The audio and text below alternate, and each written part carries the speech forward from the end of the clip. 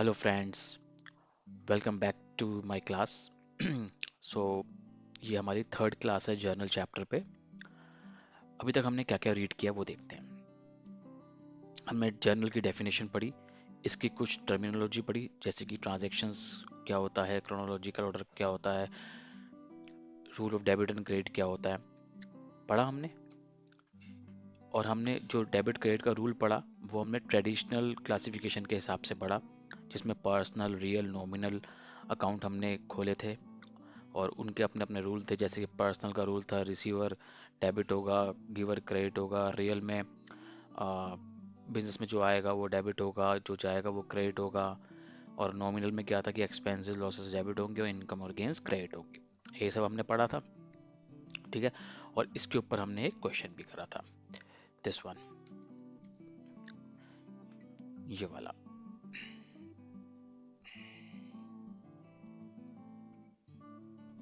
ये इलस्ट्रेशन हमने पढ़ी थी, इसके हमने सारे सबकी जर्नल एंट्रीज करी थी एज पर ट्रेडिशनल मेथड।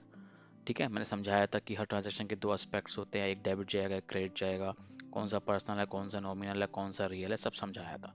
ठीक है, जिसने नहीं देखी है वो वापस जाइए सेकंड क्लास में और देखिए। और जो कुछ इशू हो डेफिनेटली कमेंट सेक्शन में लिख दीजिए। ठीक है, अब क्या है, जो रूल ऑफ डेबिट क्रेडिट होता है, ठीक है, हमने जो पढ़ा अभी तक वो पढ़ा ट्रेडिशनल मेथड के हिसाब से। Got it. Rule of debit credit हमने पढ़ा ट्रेडिशनल मेथड के हिसाब से। अब एक मॉडर्न मेथड भी होता है, मॉडर्न क्लासिफिकेशन भी होती है, वो समझते हैं क्या है। देखिए ये आपके सामने है, इसमें लिखा हुआ है based on modern classification of accounts. जितने भी अकाउंट्स हैं वो मॉडर्न बेसिस पे हम उसको क्लासिफाई करेंगे। पहले वाले में ट्रेडिशनल बेसिस में, मतलब बहुत जो पुराने जमाने से चलता आ रहा है उस हिसाब से था, नॉमिनल, रियल, पर्सनल। अब है मॉडर्न क्लासिफिकेशन। अब देखो मॉडर्न क्लासिफिकेशन के हिसाब से बिजनेस में 5 अकाउंट खुलते हैं, मोटे मोटे 5 अकाउंट खुलते हैं, ऐसे दिमाग में रखना। अकाउंट तो बहुत सारे खुलेंगे, जैसे जैसे ट्रांजेक्शन होंगे अकाउंट्स खुलते रहेंगे, but as per nature wise total 5 चीजें होंगी, वो समझते हैं क्या क्या है। इसका एक अलग चैप्टर भी है टर्मिनोलॉजी का, तो वहाँ पर भी ये अच्छे से इसको एक्सप्लेन किया जाएगा। पर यहाँ आप समझ लीजिए थोड़ा थोड़ा क्या है, ताकि आप कंसेप्ट आपको अ, अच्छे से रिवाइज हो जाए। असेट, असेट का मतलब क्या होता है? असेट का मतलब होता है सामान। ये तो जस्ट नॉर्मल हिंदी में है, ठीक है। ये मैं इसको एक्सप्लेन करूँ, ऐसी कोई भी सामान, कोई भी चीज जिसका जो बेनिफिट है वो ऑर्गेनाइजेशन को मिलेगा, मतलब अपने बिजनेस को मिलेगा, for long term, short term, जो भी हो, ठीक है ना। चाहे कम समय के लिए हो या लॉन्ग टर्म के लिए हो, लंबे समय के लिए हो, तो वो उससे उस सामान से मिलने वाला बेनिफिट, ठीक है, जो बेनिफिट मिलेगा, बिजनेस को बेनिफिट होगा, तो वो सामान हम उसको असेट बोलते हैं, जो बिजनेस की अपनी चीज है। एग्जाम्पल, कैश, ठीक है। ये तो बिजनेस की अपनी चीज है, कैश। ओनर बिजनेस में पैसा लगाता है और इस कैश से सारा काम होता है। अगर मोबाइल की शॉप, अगर मैंने एग्जांपल दिया था, अगर आपके दिमाग में होगा, तो मोबाइल खरीदे खरीदे जाएंगे या अदर एक्सपेंसेस कुछ भी होंगे, वो कैश के जरिए ही होते हैं, ठीक है। तो कैश कैश हमारी एक प्राइमरी असेट है। अगला है बैंक, ठीक है। बैंक में हमारा अकाउंट है, उस अकाउंट में हमारे पैसे पड़े हुए हैं, वो बिजनेस के पर्पज से यूज होगा, तो वो भी कैश का ही दूसरा रूप हो गया। कैश, फिजिकल कैश हमारे काउंटर पे होता है और बैंक हमारा बैंक बैलेंस में होता है, अकाउंट में पैसा, तो वो भी हमारी असेट हो गई। Next, machinery.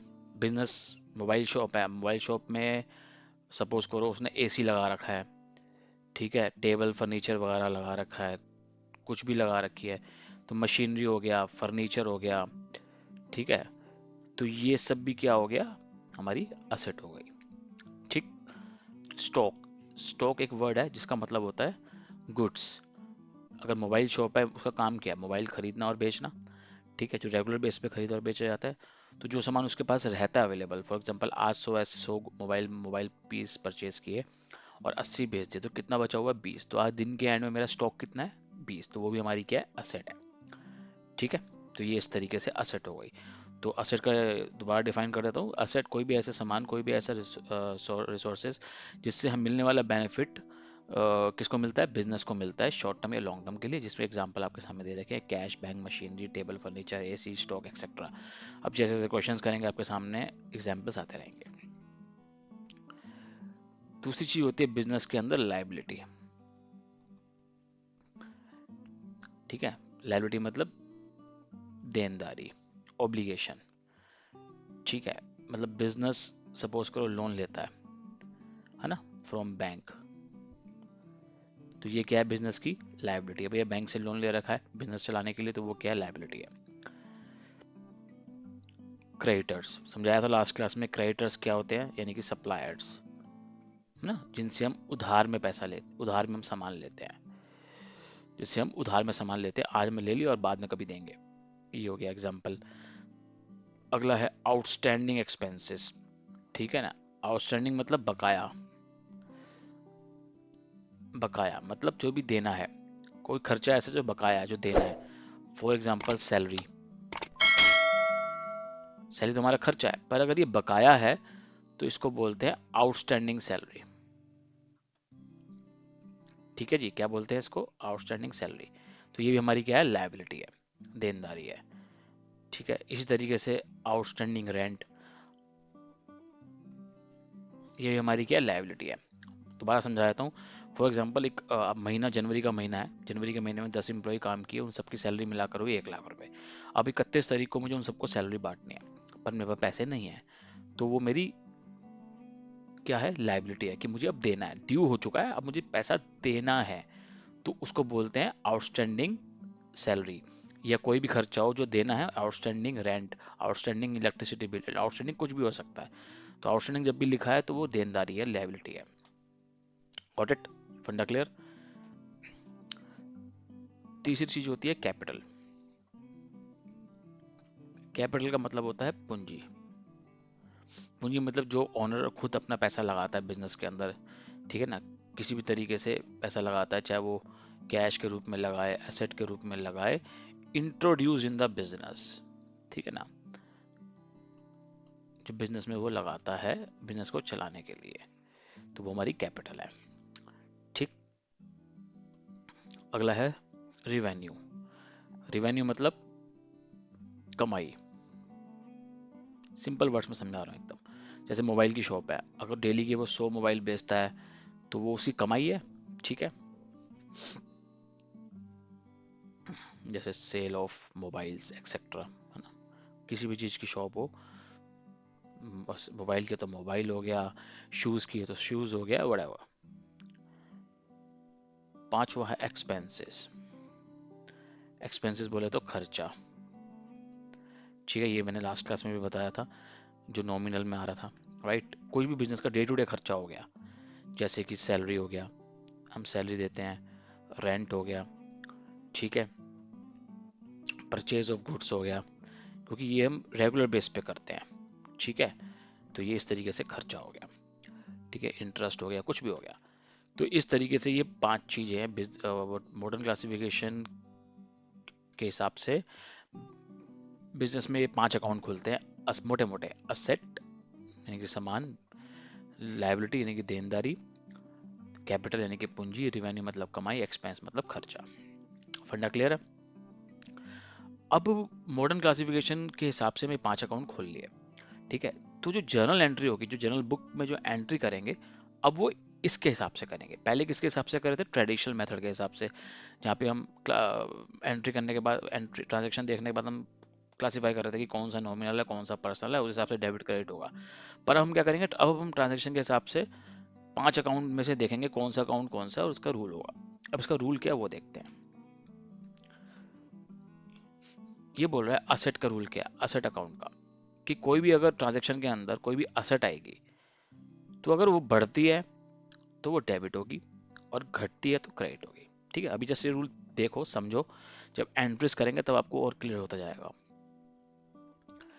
लायबिलिटी, देनदारी, अगर देनदारी घटती है, डिक्रीज इन लायबिलिटी है, तो वो डेबिट होगी, और देनदारी अगर बढ़ती है तो वो क्रेडिट होगी। कैपिटल, अगर पूंजी घटती है बिजनेस से, मतलब वापस ले लिया मैंने अपना पैसा, बिजनेस स्टार्ट कर रहा और बिजनेस चल रहा है, पर वहां से मैंने कुछ कैश पर्सनल यूज के लिए निकाल लिया, दैट इज कॉल्ड ड्राइंग्स। इसको ड्राइंग्स भी बोलते हैं, बताऊंगा आगे जाके, पर अभी सिर्फ समझो कैपिटल कम हो रही है तो वो क्या होगी, डेबिट।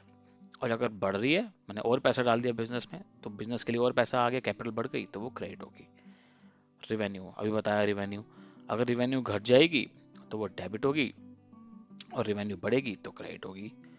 एक्सपेंस, अगर खर्चा बढ़ेगा, इंक्रीज होगा एक्सपेंस, तो वो डेबिट हो जाएगा। खर्चा बढ़ेगा तो डेबिट होगा और घटेगा तो क्रेडिट होगा। ठीक है, बस ये 5 रूल है मॉडर्न क्लासिफिकेशन के हिसाब से। तो सबसे पहले आपको ये समझना है कि असेट क्या है, लायबिलिटी क्या है, कैपिटल क्या है, रेवेन्यू क्या है, एक्सपेंस क्या है। उसका बस उसके बाद रूल समझने और फिर ट्रांजेक्शन पे आना है और एंट्रीज करनी है। अब एंट्रीज समझते हैं क्या है। देखिए वही सेम क्वेश्चन है, दोबारा एंट्रीज करेंगे, पर अब उसको समझेंगे मॉडर्न क्लासिफिकेशन के हिसाब से। पहले हमने समझा था ट्रेडिशनल क्लासिफिकेशन के हिसाब से, अब समझेंगे मॉडर्न क्लासिफिकेशन के हिसाब से। ठीक है, ठीक है, पहला पढ़ो क्या लिखा हुआ है। Generalized the following transactions in the books of Mona. Mona कौन है, हमारी ऑनर है, उसकी बुक्स में इन ट्रांजेक्शंस को, जो नीचे ट्रांजेक्शन दे रखी हैं 1 अप्रैल से लेकर 25 अप्रैल तक, इनको जर्नलाइज करो, मतलब इसकी जर्नल एंट्रीज करो। बताया था जर्नल बुक में हम क्या करते हैं, एंट्री करते हैं, उसको बोलते हैं जर्नलाइज करना या जर्नल एंट्री करना, राइट। तो बता रखा है कि ईयर कौन सा है, 2023। तो पहली ट्रांजेक्शन क्या है, 1 अप्रैल को बिजनेस स्टार्ट किया कैश से, कितना, 1,20,000। ठीक है, तो इसमें देखना है 5 अकाउंट देखने, असेट, लायबिलिटी, इनकम, एक्सपेंस और कैपिटल। ठीक है, उसके हिसाब से उसकी पोस्टिंग करनी है। बिजनेस स्टार्ट किया कैश के साथ 1,20,000। क्या हो रहा है बिजनेस में, क्या आ रहा है, एक तो कैश आ रहा है। ठीक है, बिजनेस में क्या हो रहा है, कैश आ रहा है। और दूसरा स्टार्ट किया है, बताया था मैंने, पैसा लगा रहा है, उसको क्या बोलते हैं, कैपिटल। ठीक है, तो यहाँ लिख देता हूँ मैं आप लोगों के लिए, फॉर्मेट वही है, एंट्रीज भी वही होंगी, बट समझने का तरीका अलग होगा बस।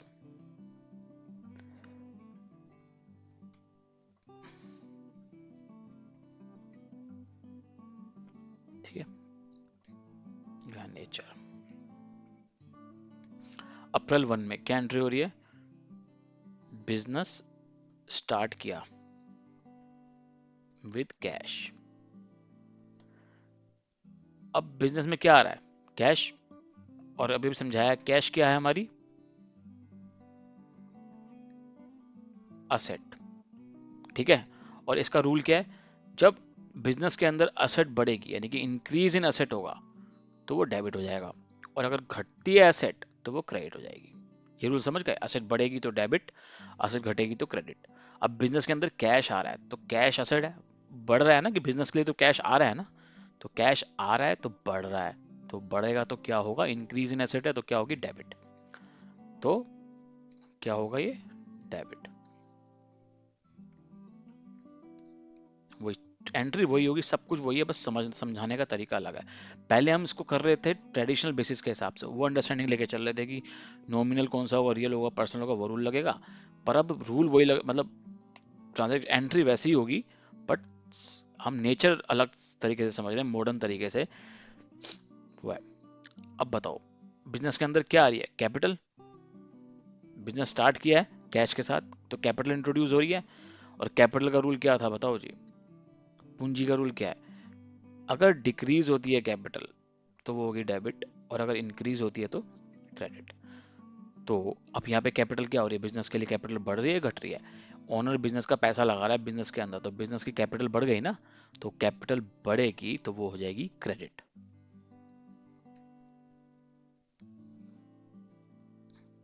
देखो एंट्री वही है ना, जो नॉमिनल जो जो हमने ट्रेडिशनल मेथड मेथड के हिसाब से करी थी, एंट्री वैसी ही होगी, वही होगी, बट हम नेचर इसका अलग हो जाएगा, मतलब अंडरस्टैंडिंग पॉइंट ऑफ व्यू अलग हो जाएगा। या तो ट्रेडिशनल मेथड से समझो या मॉडर्न बेसिस से समझो, दोनों से समझो, और इम्पैक्ट एक ही होगा। ठीक है, इम्पैक्ट एक ही होगा। कितना, ये 1,20,000। कैश मेरा क्या है, असेट। कैश क्या है मेरी, असेट। असेट बढ़ रही है तो क्या हो गई, डेबिट। कैपिटल, कैपिटल क्या है मेरी, कैपिटल, और वो क्या हो रही है, बढ़ रही है, तो वो क्या हो गई, credit. Got it. I think ये आपको पहली ट्रांजेक्शन समझ में आ गई। ठीक है, वो दोबारा बता रहा हूँ, ट्रेडिशनल के हिसाब से हो या मॉडर्न के हिसाब से हो, एंट्री सेम ही होगी। Cash account debit to capital, हाँ वहाँ पे करी थी, पर समझने का तरीका अलग है। वहाँ पे हम नॉमिनल रियल पर्सनल के हिसाब से कैश और कैपिटल को बांट रहे थे। वहाँ पे क्या था, कैश मेरा क्या था, रियल था, और कैपिटल मेरी क्या थी, पर्सनल थी। तो यहाँ पर्सनल का रूल लग रहा था और यहाँ रियल का रूल लग रहा था। रियल का रूल क्या था, what comes in debit what goes out credit. वहाँ ये था एज पर ट्रेडिशनल, ठीक है, बट एज पर मॉडर्न ये रूल लगेगा।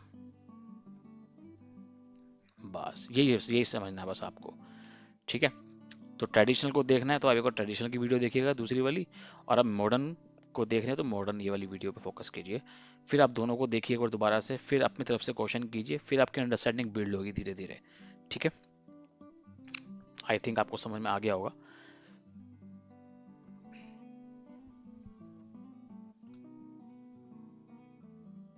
हम्म, और यहाँ पे फिर नरेशन डाल देंगे, बीइंग समझाया था, सब कुछ सेम रहेगा, तो दोबारा चर्चा करने की जरूरत नहीं आई थिंक उस चीज पर, ठीक है। अब अगली ट्रांजेक्शन 2 अप्रैल को, गुड्स परचेज फॉर कैश 20,000, अप्रैल 2 में एंट्री है, ठीक है ना। गुड्स परचेज फॉर कैश, ठीक है। अब इस ट्रांजेक्शन के भी दो पहलू होंगे, दो अकाउंट होंगे। जैसे वहां पे था नॉमिनल रियल पर्सन, तो हमें सर्च करना था कि कौन सा नॉमिनल है, कौन सा रियल है, कौन सा पर्सनल है। बट अब यहाँ पे मॉडर्न हिसाब से हमें 5 अकाउंट है, तो हमें वो देखने 5 में से कौन से 2 अकाउंट है इसमें, कौन से असेट लाइबिलिटी इनकम एक्सपेंस या रिवेन्यू एक्सपेंस, और 5वां क्या था, कैपिटल। बिजनेस में क्या हो रहा है, गुड्स आ रहे हैं, खरीदा है हमने, और कैश जा रहा है, ठीक है। कैश क्या है हमारी, क्या है कैश, असेट, बताया था ना अभी। तो ये मेरी असेट है, एक तो मेरे को आइडेंटिफाई हो गया। दूसरा गुड्स परचेज किए हैं। अब आप बोलोगे गुड्स तो स्टॉक होता है, स्टॉक तो हमारा एसेट है, ये भी बढ़ रहा है, वो भी ठीक है आपकी बात, बट ये गुड्स आ रहा है, ये हमारा रेगुलर का खर्चा है। हम डे बाय डे मोबाइल खरीदी जा रहे हैं, खरीदी जा रहे हैं, खरीदी जा रहे हैं। तो मैंने बताया था जब डेली बेसिस पे हम खर्चा कर रहे हैं तो वो एक्सपेंस कहलाता है, और अगर बेच रहे हैं तो वो इनकम कहलाता है। तो वो इनकम और एक्सपेंस की कैटेगरी में आएगा, ना कि असेट लायबिलिटी की कैटेगरी में, असेट की कैटेगरी में, समझ गए। तो ये मेरा क्या है, परचेज, ठीक है। और ये इसकी ग्रुपिंग क्या होगी, इसका नेचर क्या है, एक्सपेंस, समझाया था ना। यहाँ पे देखिए एक्सपेंस, जो 5वां अकाउंट मैंने खोला था, एक्सपेंस खर्चा, परचेज ऑफ गुड्स, ठीक है। तो अब रूल क्या है, अब मेरा यहाँ पे ट्रांजेक्शन में क्या हो रहा है, मैंने गुड्स परचेज किया, यानी कि मेरा खर्चा बढ़ गया और कैश मेरा जा रहा है, ठीक है। दो चीजें हो गई, खर्चा बढ़ गया तो क्या क्या क्या होगा, डेबिट होगा क्रेडिट होगा। पढ़ते हैं एक्सपेंस का रूल क्या है, increase in expense will be debited, खर्चा बढ़ेगा तो डेबिट होगा। मेरा खर्चा बढ़ गया तो वो मैं क्या कर दूंगा, डेबिट। परचेज अकाउंट क्या हो जाएगा मेरा, डेबिट। और मेरा कैश जा रहा है, कैश जा रहा है, यानी कि असेट मेरी कम हो रही है, असेट मेरी क्या हो रही है, डिक्रीज हो रही है, तो वो क्या हो जाएगी, क्रेडिट, सिंपल, ठीक है। तो कैश मेरे यहाँ पे क्रेडिट हो गया, और एक्सपेंस जो कि बढ़ रहा है, ये क्या एसेट घट रही है, तो ये मेरा डेबिट हो गया। तो purchase account debit to cash account, क्योंकि मेरा कैश घट गया, एसेट घट गई। और नरेशन आप डालते रहिए ऐसे, जो डालनी है आपने, ठीक है। कितना था ये amount, 20,000 rupees.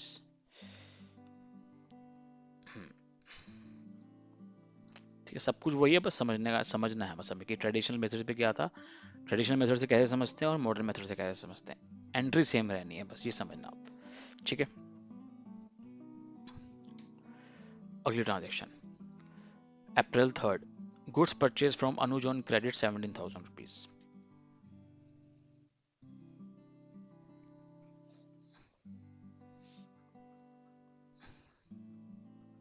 Goods purchased from Anuj on credit, मतलब उधार में लिया है। इस ट्रांजेक्शन को देखो, दो चीजें देखो, असेट लाइबिलिटी इनकम एक्सपेंस और कैपिटल, 5 में से हमें 2 आइडेंटिफाई करने हैं। गुड्स परचेज किया है, बताया था अभी, रेगुलर चीज है हमारी, रेगुलर खर्चा है, तो ये एक्सपेंस कैटेगरी में आ गया। और ये एक्सपेंस बढ़ रहा है, क्या हो रहा है, बढ़ रहा है ना एक्सपेंस, तो ये डेबिट हो गया। अब हमने कैश दिया है, नहीं, हमने उधार में लिया अनुज जी से। अनुज एक सप्लायर हमारा, क्या है, सप्लायर है। सप्लायर या क्रेडिटर क्या होते हैं हमारी बताया था ना, लायबिलिटी मतलब देनदारी, क्रेडिटर्स जिनसे हमने उधार में पैसा लिया वो हमारी देनदारी है, लायबिलिटी हमारी क्या है, वो लायबिलिटी है। और लायबिलिटी का रूल क्या है, डिक्रीज इन लायबिलिटी क्या होती है, डेबिट, और इंक्रीज क्या होती है, क्रेडिट। अब बताओ बिजनेस में तुम सामान परचेज करते हो उधार में, अनुज से मैंने उधार में परचेज करा, तो मेरी देनदारी बढ़ गई ना, देनदारी बढ़ गई, लायबिलिटी मेरी बढ़ गई, तो बढ़ गई तो क्या हो जाएगी, इंक्रीज इन लायबिलिटी क्या होती है, क्रेडिट। बस यही समझना है। तो इस एंट्री में क्या होगा, अनुज मेरी क्या है, लायबिलिटी है ना, और परचेज मेरा क्या है, एक्सपेंस। ठीक है, लायबिलिटी मेरी बढ़ रही है और एक्सपेंस में भी मेरा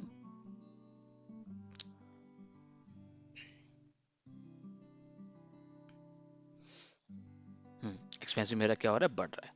एक्सपेंस का भी रूल्स बताया, एक्सपेंस बढ़ेगा तो क्या होगा, डेबिट। तो purchase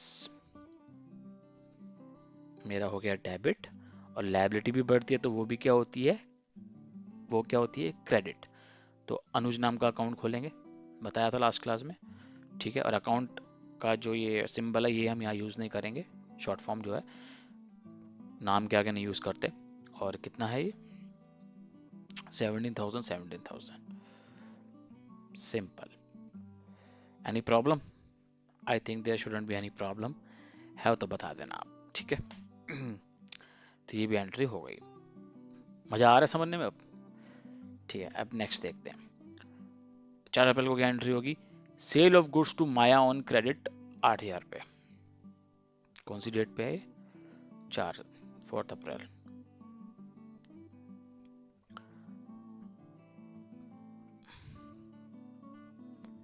sale of goods to Maya, ठीक है। लास्ट क्लास में बताया था, अगर रेगुलर बेसिस पे हम सेल कर रहे हैं गुड्स के, खरीद रहे हैं और बेच रहे हैं, तो वो इनकम और एक्सपेंस कहलाता है। सेल कर रहे हैं तो हमारा इनकम है, यानी कि रेवेन्यू है, ठीक है, कमाई हो रही है हमारी यहाँ से। और माया को बेच रहे हैं, कि कैश में बेच रहे हैं, कैश आ रहा है, नहीं, माया को बेच रहे हैं। अब माया हमारी क्या है, हम माया को उधार में बेच रहे हैं। बताओ, माया हमारी असेट है, लायबिलिटी है, कैपिटल है, रिवेन्यू, एक्सपेंस है, बताओ, सोच के बताओ, थोड़ा दिमाग लगाओ। हमने माया को गुड्स दे दिए उधार में, अब हमें उससे लेना है, उससे हमें बेनिफिट होगा, होगा ना बेनिफिट, तो वो हमारी क्या बनेगी, समझाया था मैंने, कोई भी सामान, कोई भी चीज जिससे हमें बेनिफिट हो रहा है हमारे ऑर्गेनाइजेशन को, बिजनेस को, वो हमारी असेट है। तो इसका एक एग्जांपल और है, डेट इज डेटर्स, मतलब देनदार। जो हमारे देनदार हैं बिजनेस के, वो भी हमारी क्या होती है, असेट होती है। गॉट इट, क्योंकि उससे हमें बेनिफिट होगा, पैसा मिलेगा उनसे हमें, समझ गए। तो और असेट का रूल क्या है, इंक्रीज इन असेट डेबिट और decrease in asset credit. Got it. तो माया, माया हमारी क्या है, डेटर्स, यानी कि असेट, ठीक है। हमने गुड्स बेचे, हमारी रिवेन्यू है, और रिवेन्यू का रूल क्या है, रिवेन्यू का रूल क्या है, डिक्रीज इन रिवेन्यू डेबिट और increase in revenue credit. Revenue बढ़ेगी तो क्या हो जाएगी, क्रेडिट, ठीक है। और माया हमारी एसेट है, तो एसेट बढ़ेगी तो भी क्या होगी, वो क्या हो जाएगी, डेबिट, ठीक है। तो माया मेरी असेट है, ठीक है, ये बढ़ रही है तो ये मेरी हो गई डेबिट। रिवेन्यू है, ये मेरी बढ़ गई तो ये मेरी क्या हो गई, क्रेडिट। सेल, सेल है, सेल नाम का अकाउंट खोल लिया हमने, जो कि हमारा रिवेन्यू शो करता है, ये रिवेन्यू शो कर रहा है सेल हमारा। तो सेल कितना था, 8,000, 8,000, ठीक है। और फिर आप नरेशन डाल देंगे इस तरीके से, समझ में आई। कहीं भी दिक्कत हो, कुछ भी हो, आप सीधा कमेंट सेक्शन में डालिए, ठीक है, मैं उस पर डिस्कस करने के लिए दोबारा वीडियो बना लूंगा definitely. So keep in touch with me.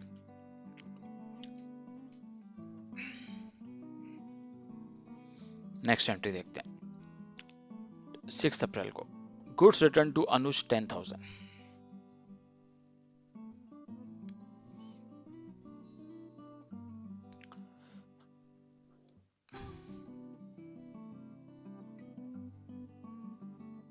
Goods return to Anuj. अब बताओ इस अनुज का नाम पहले भी कहीं सुना है हमने? हमने उसको गुड्स अभी वापस किए हैं, बताया था लास्ट क्लास में कि हमने परचेज की थी, अब परचेज में से वापस माल कर रहे हैं, रिटर्न कर रहे हैं। परचेज कहाँ करी थी? यहाँ पे 3 अप्रैल को। Goods purchase from Anuj on credit 17,000, 17,000 रुपए के गुड्स हमने उससे उधार में खरीदे थे। तो हमने भी एंट्री क्या की? परचेज अकाउंट डेबिट टू अनुज। ठीक है, क्योंकि परचेज खर्चा था, डेबिट हो गया। डेबिट खर्चा होता है तो बढ़ता है, डेबिट होता है, खर्चा बढ़ता है तो डेबिट होती है। और अनुज हमारा क्रेडिटर था, यानी कि लाइबिलिटी थी, लाइबिलिटी बढ़ी है तो हमारी क्रेडिट होती है। ये फंडा लगाया था हमने अभी। अब वही गुड्स हमने अनुज को वापस कर दिया, उनमें से कुछ गुड्स 1,000 रुपए के गुड्स वापस कर दिया। 1,000 कितना, सॉरी 10,000 के, 10,000 के गुड्स हमने उसको वापस कर दिए। समझ गए? तो ये एंट्री देखो 3 अप्रैल की, goods purchase from Anuj. Goods purchase था, हमारा एक्सपेंस था, एक्सपेंस बढ़ गया। रूल क्या था एक्सपेंस का? एक्सपेंस बढ़ता है तो डेबिट होता है। परचेज हमारा एक्सपेंस है तो परचेज हमें डेबिट कर दिया। और अनुज मेरा क्रेडिटर था तो मेरी लायबिलिटी तो बढ़ गई, तो वो भी मेरी क्या हो गई? क्रेडिट हो गई, वो मेरी क्रेडिट हो गई। ठीक है, पहले हमने जब खर्चा था हमारा तो हमने परचेज नाम का हेड बनाया, कोई खर्चा है हमारा ये, तो उसका रूल क्या था? खर्चा होता है तो खर्चा बढ़ता है तो वो डेबिट होती है। पर अब उसी परचेज में से हमने कुछ चीज वापस कर दी, कभी डिफेक्टेड माल होता है या कुछ भी होता है, हमने किसी भी रीजन से वापस कर दिया, तो मेरा खर्चा गिर गया ना, कम हो गया ना मेरा खर्चा। जब मेरा खर्चा कम होगा तो क्या रूल अप्लाई करता है यहाँ पे? पढ़ो इसको, एक्सपेंस अकाउंट का रूल। इंक्रीज इन एक्सपेंस क्या होती है? डेबिट। ठीक है, परचेज हमने बढ़ाई थी तो डेबिट हो गई। पर अगर डिक्रीज होता है एक्सपेंस, खर्चा कम होता है, तो वो क्या हो जाएगा? क्रेडिट। सिंपल। तो कौन सा हेड खुलवाया था मैंने? परचेज। अगर परचेज में से कुछ सामान वापस करते हैं तो परचेज रिटर्न। क्या बताया था? Purchase return. तो परचेज रिटर्न मेरा खर्चा कम होना है, तो कम हो रहा है खर्चा, कम हो रहा है तो खर्चा क्या हो जाएगा? Debit, sorry credit. ठीक है, goods return, this is called purchase return. ठीक है, इसमें क्या हो रहा है? मेरा एक्सपेंस घट रहा है। ठीक है, और अनुज, अनुज को पहले क्रेडिट किया था क्योंकि हमारी लाइबिलिटी थी। पहले 17,000 रुपये से हमारी लाइबिलिटी खड़ी हो गई कि देनदारी 17,000 रुपये की है। पर अब 17 में से 10,000 तो वापस ही कर दिया हमने।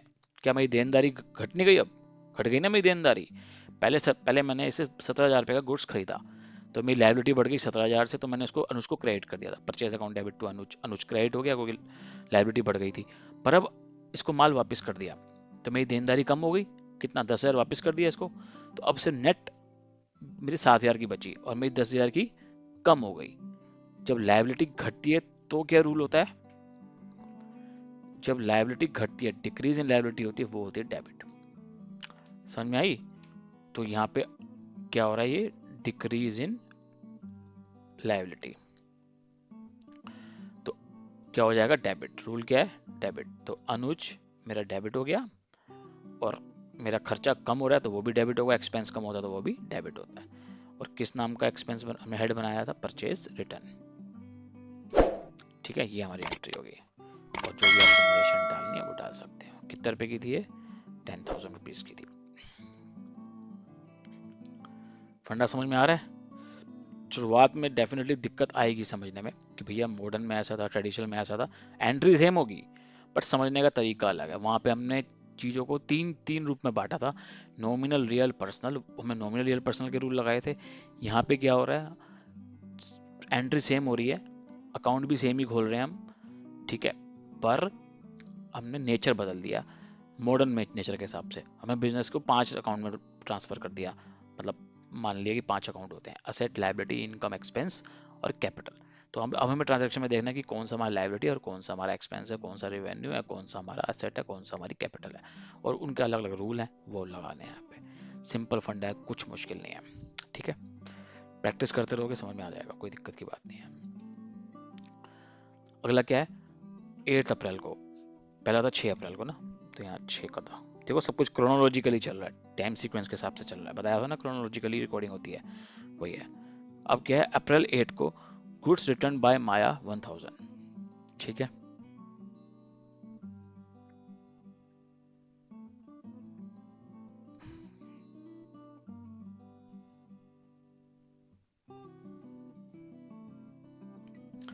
माया, गुड्स रिटर्न बाय माया है। वहां क्या था? Goods return to Anuj. Goods return कर रहा है, बिजनेस में गुड्स आया था, बिजनेस वापस कर रहा है किसको? अनुज को। ठीक है, यहाँ पे क्या गुड्स रिटर्न हो रहे हैं, पर बाय कौन कर रहा है, माया कर रही है, यानी कि माया को हमने कभी ना कभी बेचा होगा। देखो कहाँ बेचा था, ये रहा 4 अप्रैल को, sale of goods to Maya on credit 8,000।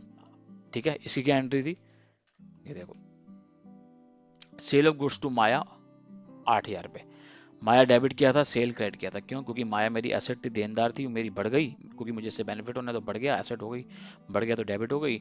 और रेवेन्यू मेरी क्या थी, सेल थी, और रेवेन्यू बढ़ता है तो वो भी क्या होती है, क्रेडिट हो जाती है। तो इस तरीके से एंट्री पोस्ट हुई थी। ठीक है, पर अब इस माया ने इस 8,000 रुपये के गुड्स से 1,000 रुपये के गुड्स हमें वापस कर दिया। किसी भी रीजन से हो सकता है, डिफेक्ट हुआ हो, कुछ हुआ हो, तो उसने हमें वो गुड्स वापस कर दिए। ठीक है, जब उसने हमें गुड्स वापस करे तो हमारी रेवेन्यू बढ़ेगी या घटेगी? जब बेचा था तो बढ़ गई थी रेवेन्यू, तो क्रेडिट हो गई क्योंकि बढ़ गई थी। तो अब घट जाएगी तो डेबिट हो जाएगी, पहली बात। और माया मेरी पहले मेरे को इससे बेनिफिट हो रहा था 8,000 रुपये का, क्योंकि इसने मुझे 8,000 रुपये देने थे। ठीक है, पर अब 1,000 रुपये से खत्म हो रहा है, क्योंकि वो मुझे माल वापस कर रहे हैं, तो अब मेरी वो देनदार तो रही नहीं। तो जब मेरी असेट घटती है तो क्या होती है, क्रेडिट। रूल यही था, नहीं तो दोबारा देख लो। असेट अकाउंट का रूल क्या है, डिक्रीज इन असेट क्रेडिट। ठीक है, और revenue, decrease in revenue debit. यही रूल लग रहा है यहाँ पे। अच्छा, और मैंने जब सेल मेरी क्या थी, रिवेन्यू थी, इनकम थी, बढ़ गई थी तो मैंने क्रेडिट कर दी। अब सेल वापस आ रहा है मेरा, तो मैंने कौन सा हेड खुलवाया था लास्ट क्लास में, सेल रिटर्न। सेल रिटर्न नाम का अकाउंट खुलवाया था, हेड बोलो या अकाउंट बोलो, बात एक ही है, खुलवाया था। तो वो मेरी क्या हो रही है, इनकम मेरी घट रही है। तो क्या हो गया, अभी इनकम घटती है तो क्या होती है, डेबिट। रेवेन्यू घटती है तो क्या होती है, डेबिट। तो सेल रिटर्न मेरा क्या हो जाएगा, डेबिट। ठीक है, और मेरी माया मेरी असेट थी, डेटर थी, अब क्या हो गई, कम हो गई। तो मेरी एसेट कम होगी तो वो भी क्या हो जाएगी, क्रेडिट। डिक्रीज इन एसेट क्या होती है, क्रेडिट टू माया। कितने पैसे एंट्री हो रही है, 1,000 से। समझ गए? कोई दिक्कत? दिक्कत होनी नहीं चाहिए।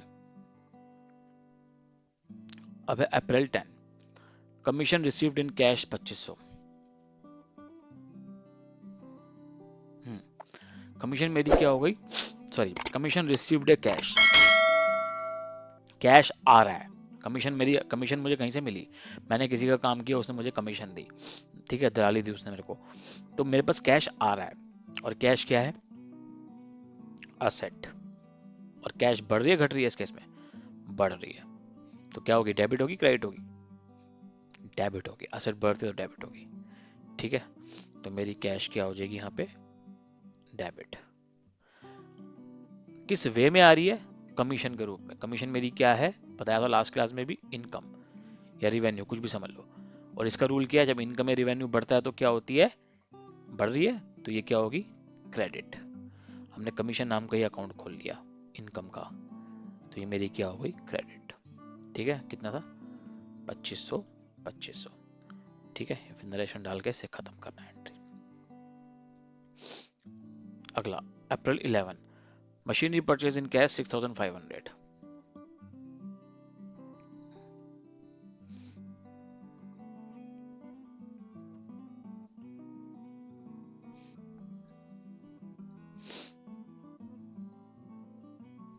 ठीक है, मशीनरी हमने परचेज करी है, और कैश में, मतलब क्या है, कैश जा रहा है बिजनेस से।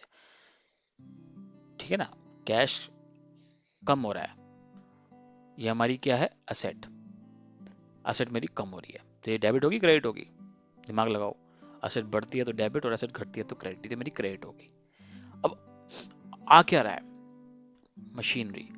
क्या मशीनरी में नॉर्मल गुड्स हैं, डेली बेसिस के हैं, क्या डेली डेली खरीदता हूँ बेचता हूँ, नहीं ना। ये वन टाइम एक्टिविटी है, एक बार की एक्टिविटी होती है, खरीद लिया और लॉन्ग टर्म के लिए मेरा बेनिफिट मिलेगा।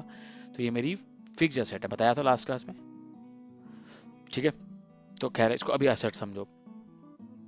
ठीक है, तो मेरी यहाँ पे क्या हो गई, असेट बढ़ गई, मशीनरी क्या हो गई, बढ़ गई। तो देखो इस एंट्री में आपको दो चीजें दिख रही हैं, असेट बढ़ भी रही है और असेट घट भी रही है।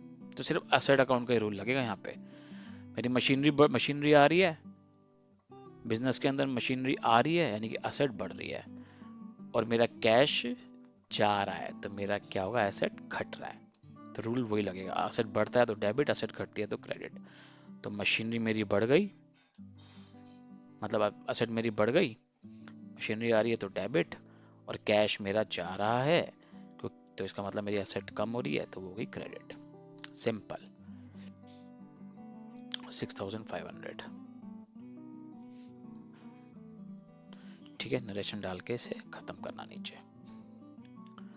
Next 14 April, rent paid to Manoj 4000 rupees.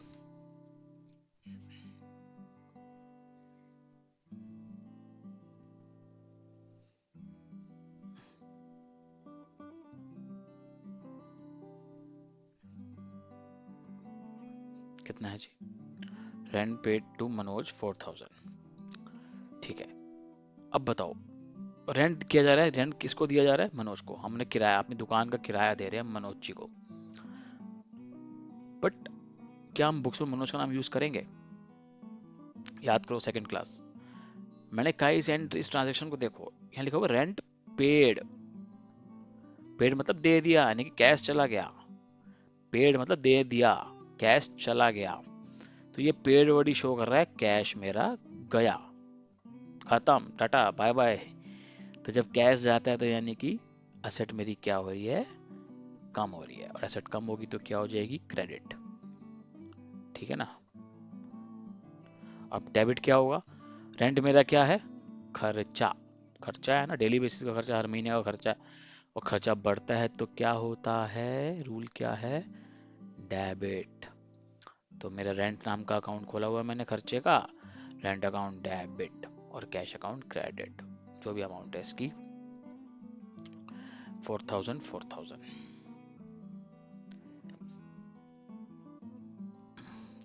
समझ में आ गया? अब तो आसान लग रहा होगा आई थिंक।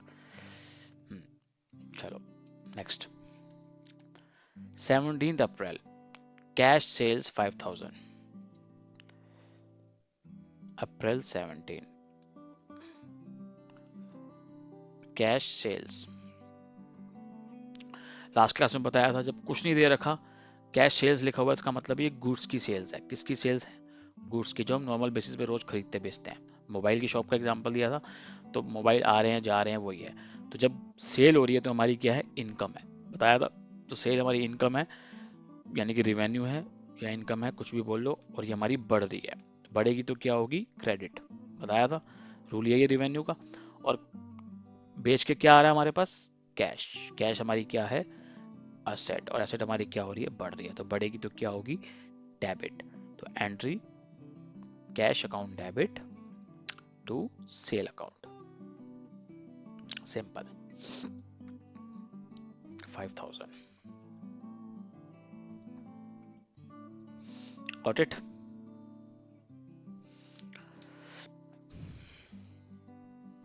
अगली एंट्री क्या है? 19 अप्रैल, से sold goods to Raj for cash 5500।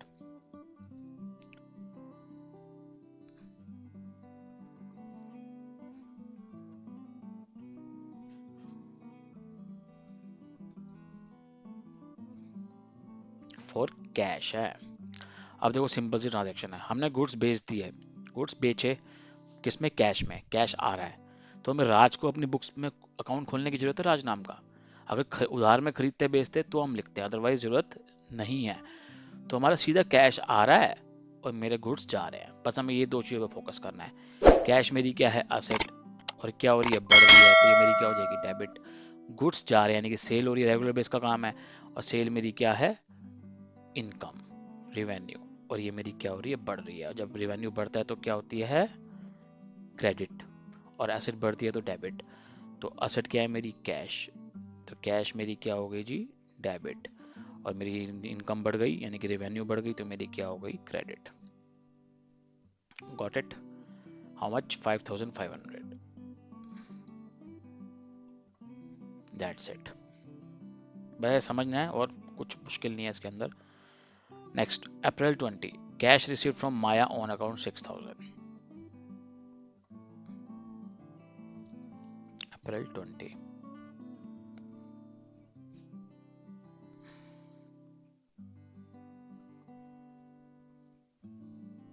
Maya on account ठीक है। माया हमें पैसे क्यों देगी?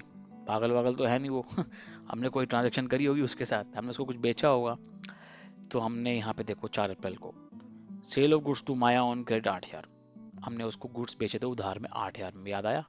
माया to sales, Maya Maya debit, sales credit. और उसके बाद रिटर्न भी किया था इसने 8 अप्रैल को, गुड्स रिटर्न बाय माया 1000, उसने हमें वापस कर दिया। तो हमें सेल रिटर्न क्या किया, डेबिट, और माया क्या कर दी, क्रेडिट।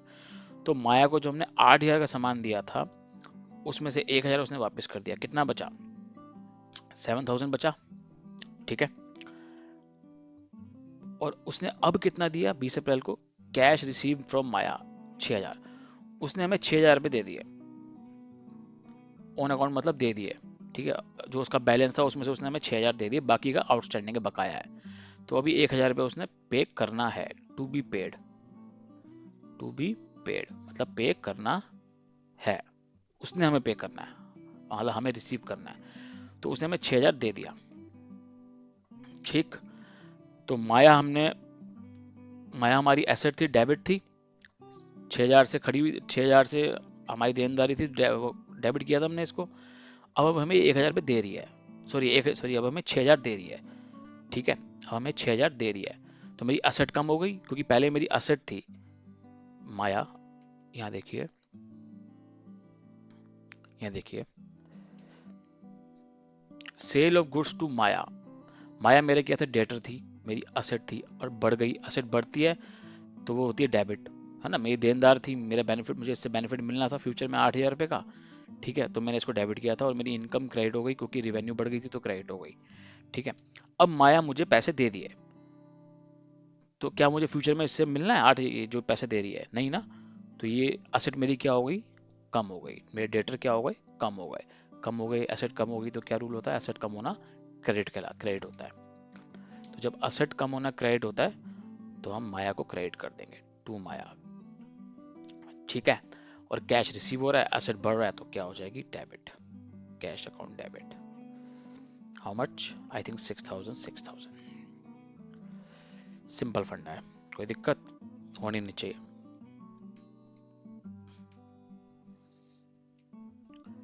25 अप्रैल को क्या एंट्री हो रही है, last entry, salary paid through cash 8,000।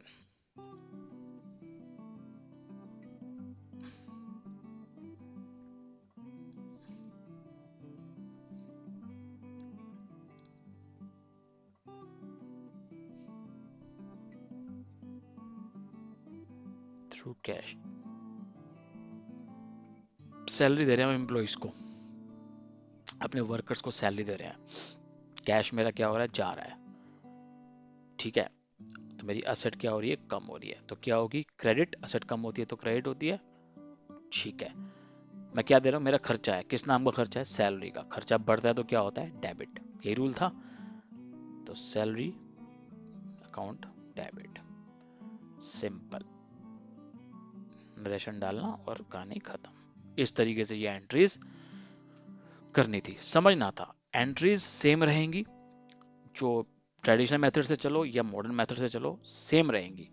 Accounts classify अलग अलग होते हैं, उसमें थे नॉमिनल रियल पर्सन, उनके अलग रूल थे। और यहाँ पे मॉडर्न में क्या है, 5 अकाउंट बना रखे, 5 अकाउंट क्लासीफाई करे हुए हैं, असेट, लायबिलिटी, इनकम, एक्सपेंस और कैपिटल। तो हमें बस ट्रांजेक्शन में देखना है कौन सी असेट है, कौन सी लायबिलिटी, कैपिटल, रेवेन्यू क्या है, वो डेबिट क्रेडिट हिसाब से कर देना, और वहाँ पे नॉमिनल रियल पर्सनल को आइडेंटिफाई करना, तो वहाँ पे वो रूल अप्लाई करना था। एंट्री सेम होगी, ये दिमाग में रख लेना, नेचर भले ही अंडरस्टैंडिंग अलग है। बस ये जो मैंने क्लास ली है सिर्फ मॉडर्न बेसिस समझाने के लिए करी है। जब आप एग्जाम में करेंगे तो एंट्रीज पोस्ट करने के लिए आएंगे, and just you need to put it कि हाँ ये एंट्री ऐसी होगी, ऐसी होगी। वो आप पे डिपेंड करता है कि आप क्या अंडरस्टैंडिंग लेके एंट्री करते हो, nominal rule, sorry traditional rule लेके चलते हो या मॉडर्न रूल लेके चलते हो, इट्स अप टू यू। ठीक है। सो आई थिंक आप लोगों को क्लास समझ में आई। ठीक है। कुछ भी इशू हो आप कमेंट सेक्शन में डालिएगा, डेफिनेटली मैं उस पर डिस्कस करूंगा। And keep learning, keep growing, मजे से पढ़ो, ताबड़तोड़ पढ़ो। Thank you so much, bye bye.